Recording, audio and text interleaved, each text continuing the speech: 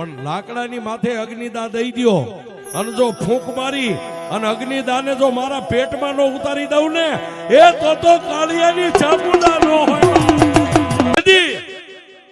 મારી ભગવતી ચામુંડાએ ઓલાવે અગ્નિદા દીધો અને મારી ભગવતી જેમ માણા ચા પીવા માટે આમ હબડકો ભરે ને એમ સુસવાટા બોલાવ્યા ને એ તેદી કોટડાના શમશાનની માલપા લાકડા હોતી છે ને મારી ચામુંડાએ પોતાના ઉદરમાં ઉતારી દીધા.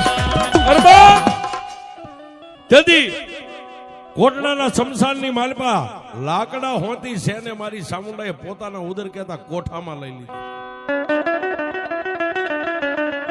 અને ઓલા વરતિયા વાંધા જે 2-5 કર્યા જાદુગર વાળા હતા ને સાહેબ, પછી મારી ચામુંડા 80 વર્ષના ડોશીના રૂપે આકાશ માર્ગે સડી અને ત્યાંથી જમણા પગની આમ મસરક મારીને હાથે હાથ વાંધાને કોટડાના એ શમશાનની માલપા ધરબી દીધા. મારી ચામુંડા, મારી ભગવતી ચામુંડા એ વરતિયા વાંધાને મારી અને એમના કાળિયા ભીલને ઢોલિયાની માથે લઈને જમણા હાથની માલપા લઈ અને મારી ભગવતી આકાશ માર્ગે ઉડી. પણ ક્યાં જાય?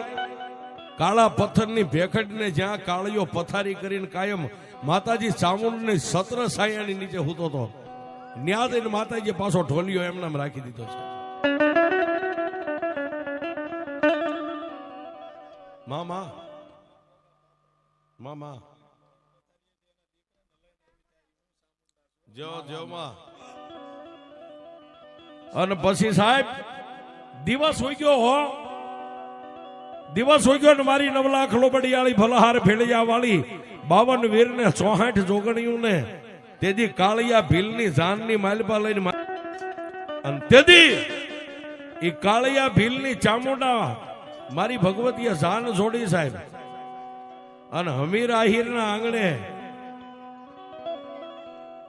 જાડેરી જાન લઈને માં ભગવતી ચામુંડા આવેલા સાહેબ.